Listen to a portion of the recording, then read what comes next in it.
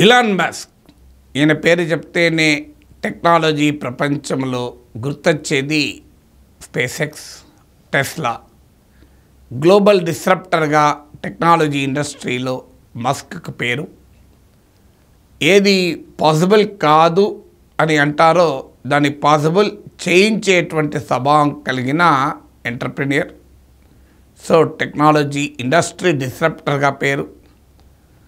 ఇప్పటి వరకు ఇండస్ట్రీకి మాత్రమే పరిమితమైన ఇలాన్ మస్క్ ఏకంగా ఇప్పుడు పాలిటిక్స్ను ప్రభావితం చేసే వ్యక్తిగా మారాడు. అమెరికాలో డొనాల్డ్ ట్రంప్ తర్వాత the most important person, perhaps more important than the vice president JD Vance. మీరు గమనించండి, అమెరికాలో ఎలక్షన్స్ అయ్యాక వైస్ ప్రెసిడెంట్ జేడీ వ్యాన్స్ పేరు ఎవరు వినడం లేదు, మాట్లాడడం లేదు. ఇప్పుడు డొనాల్డ్ ట్రంప్ తర్వాత పేరు వినబడుతున్నది ఇలాన్ మస్క్ పేరే. ఆ మాటకొస్తే డెమోక్రట్లు ఏకంగా president Musk, vice president Trump అంటున్నారు. సో ఇలాన్ మస్క్ ఇన్ఫ్లుయెన్స్ అమెరికాతో మొదలైంది, కానీ అమెరికాకే పరిమితం కావడం లేదు.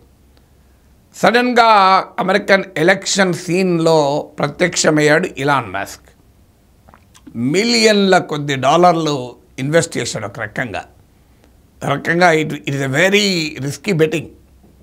ట్రంప్ గెలుస్తాడు అని నమ్మాడు, ట్రంప్ పైన ఇన్వెస్ట్ చేశాడు. ఒక రకంగా ట్రంప్ విజయానికి కేవలం ఫైనాన్షియల్గానే కాదు, పర్సనల్గా కూడా డొనాల్డ్ ట్రంప్ మీటింగ్స్లో ప్రత్యక్షమయ్యాడు. ట్రంప్ కూడా ఇలాన్ మస్క్ను పెద్ద ఎత్తున పొగిడాడు. So Trump White House enter అవుతున్న సమయంలో Elon Musk is not just influencer now, is a part of the Trump regime. ఒక రకంగా ప్రభుత్వంలో భాగం కాకపోయినా అంతకన్నా ఎక్కువ ప్రభుత్వాన్ని ప్రభావితం చేసే డిపార్ట్మెంట్ ఆఫ్ గవర్నమెంట్ ఎఫిషియన్సీ, డోజ్కు నాయకత్వం వహిస్తున్నాడు ఇలాన్ మస్క్. అయితే ఇలాన్ మస్క్ ఇన్ఫ్లుయెన్స్ అమెరికన్ పాలిటిక్స్తో మొదలైన ఇప్పుడు ప్రపంచ పాలిటిక్స్నే ప్రభావితం చేసే దిశగా ఇలాన్ మస్క్ బయలుదేరాడు. వైట్ హౌస్లో తన మిత్రుడు Trump, White house influence world politics పైన ఉంటుంది, వరల్డ్ ఎకనామిక్స్ పైన ఉంటుంది. దీంతో ప్రపంచ రాజకీయాలను ప్రభావితం చేసే దశకు వచ్చాడు. ఇలాన్ మస్క్ లేకుండా ట్రంప్ జెలెన్స్కీతో మాట్లాడాడు. ట్రంప్ వరల్డ్ లీడర్స్తో మాట్లాడాలన్నా ఇలాన్ మస్క్ మధ్యలో మాట్లాడాల్సిందే. సో ఈ దశకు చేరుకున్నాడు. అంతర్జాతీయ పరిణామాల మీద కామెంట్ చేస్తున్నాడు. జర్మనీలో జరిగినటువంటి అటాక్ పైన మాట్లాడాడు.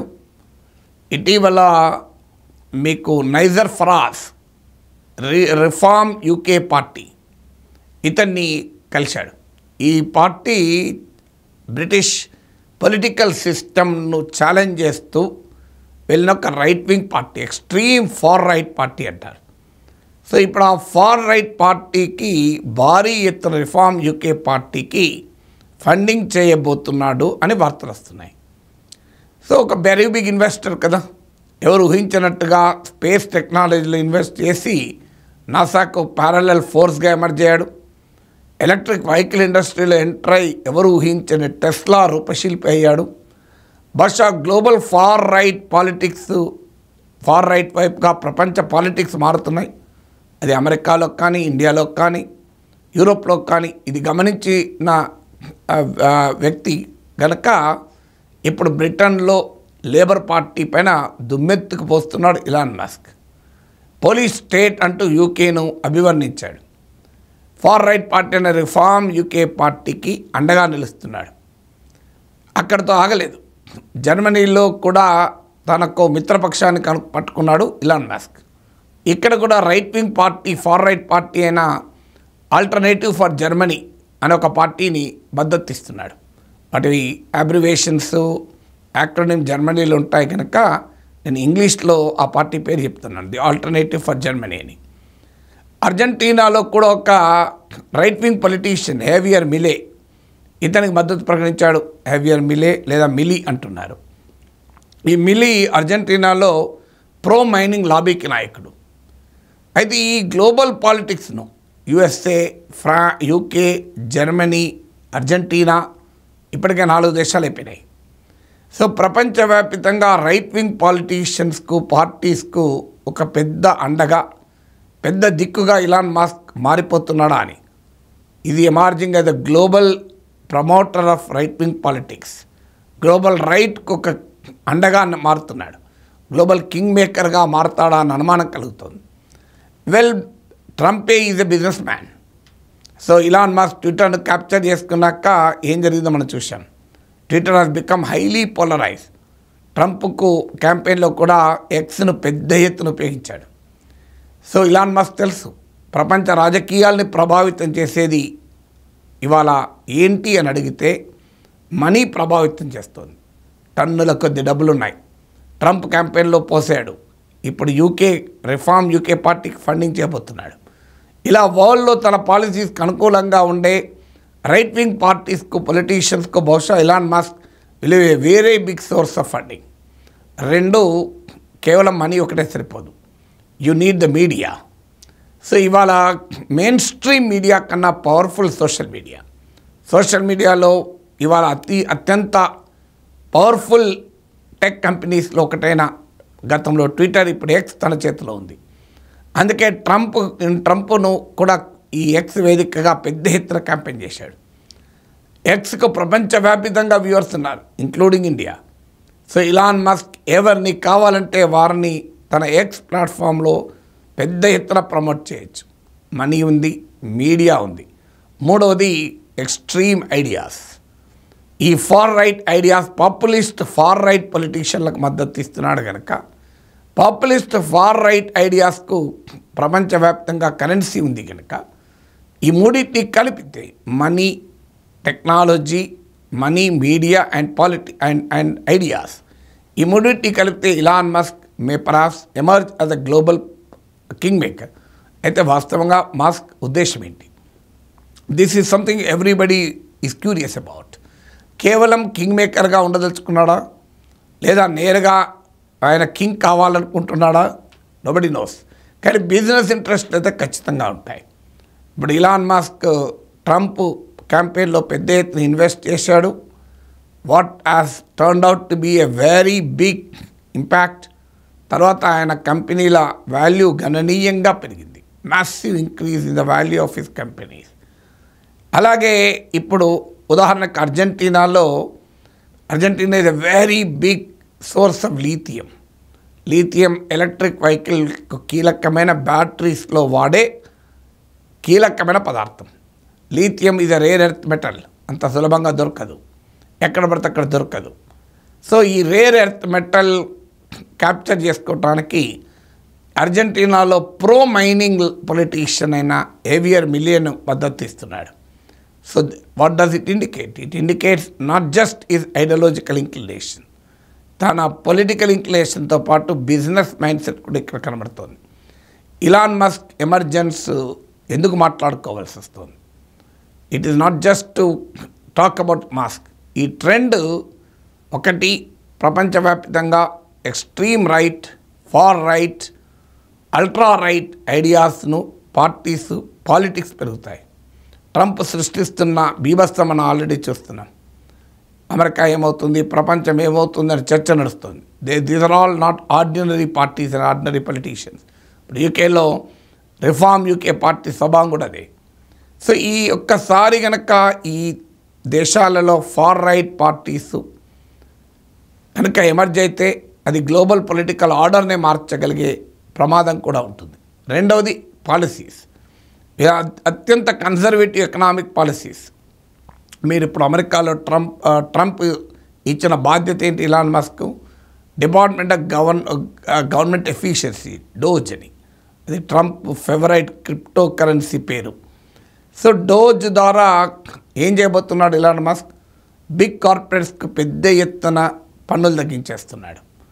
అంతేకాకుండా ప్రజల సంక్షేమం పైన పెట్టే ఎక్స్పెండిచర్ తగ్గించేస్తున్నాడు. సో ఎకానమీని క్లియర్గా, పాలిటిక్స్ను, ఎకానమీని పెద్ద ఎత్తున బిగ్ బిజినెస్ హౌజెస్కు అనుకూలంగా మార్చేస్తున్నాడు. సో ఇది మీకు భారతదేశంలో కూడా జరుగుతున్నాయి. భారతదేశంలో కూడా రైట్ వింగ్ పాలిటిక్స్ గత 10 ఏళ్ళుగా పెద్ద ఎత్తున ఎమర్జ్ అయ్యాయి.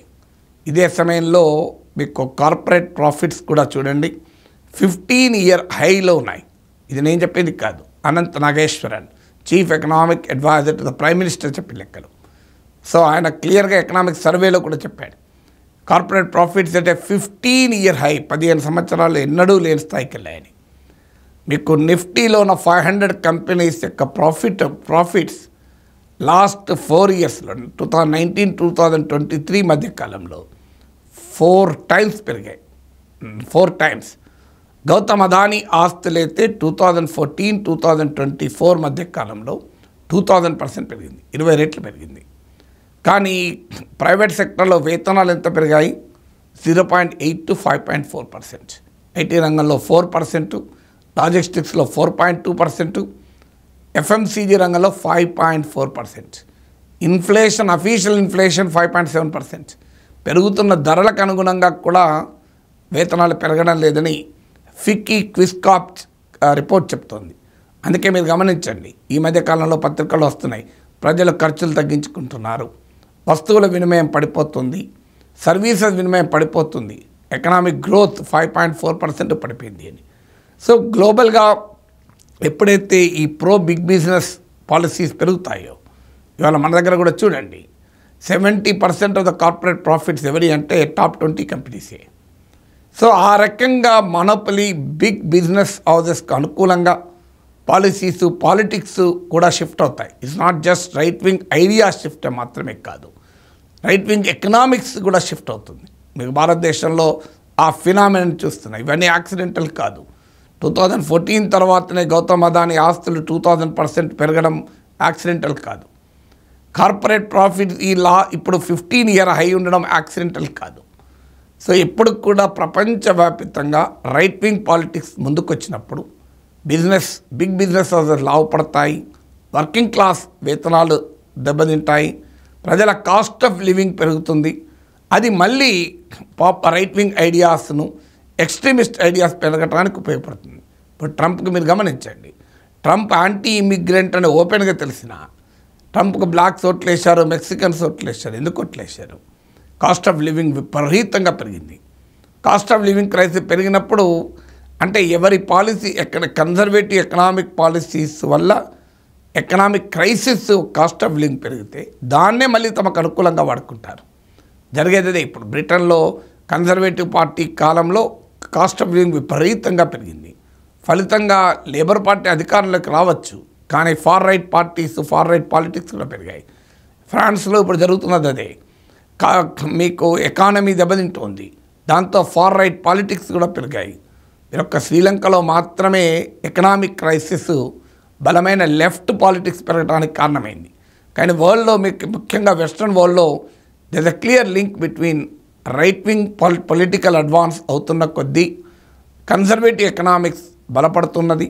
Big business houses, monopoly business houses వాళ్ళ ప్రాఫిట్లు, వాళ్ళ ఆస్తులు విపరీతంగా పెరుగుతున్నాయి. అందువల్ల Elon Musk emergence as a global king maker, not in politics, even in economics. Big బిజినెస్లో కూడా ప్రభుత్వాలు ఇక్కడి నుంచి ప్రజల సేవలో ఖర్చు పెట్టడం కన్నా బడా కార్పొరేట్ల రాయితీలపైనే కేంద్రీకరిస్తారు. So Elon Musk is going to reshape global economic and political order అనే అనుమానాలు కలుగుతున్నాయి ఇటీవల పరిణామాలను చూస్తే.